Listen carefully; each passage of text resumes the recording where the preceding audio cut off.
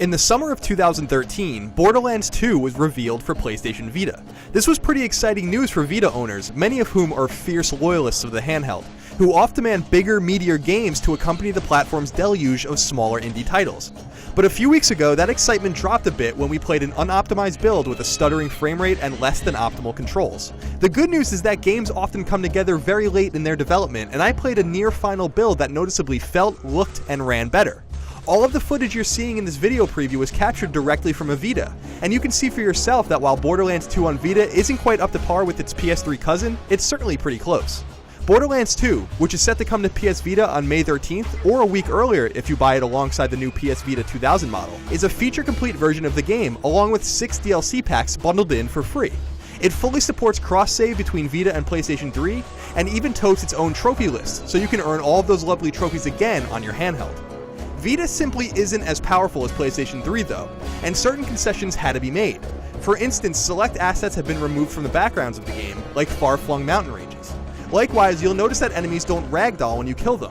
This is by design, since having enemies explode in a burst of blood and then disappear means that corpses aren't littering the landscape, quite simply allowing Borderlands 2 to run better.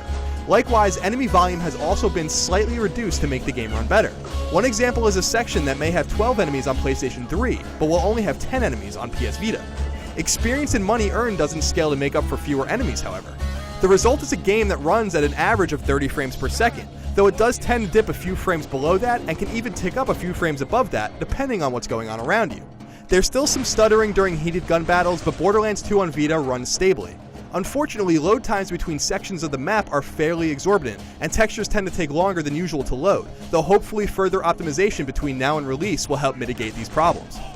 One major issue I had during my initial time with the game some weeks ago was its control scheme, which puts somewhat essential actions like grenade throwing, skill activation, running, and melee attacking to the front touchscreen and back touchpad.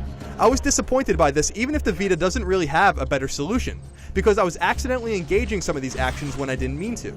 Thankfully, Borderlands 2's control scheme on Vita can be completely remapped to your heart's content, and you'll also be pleased to know that the control interference problems became less of an issue the more I played, and were somewhat non-existent when I tried the game on the upcoming Slim Vita model.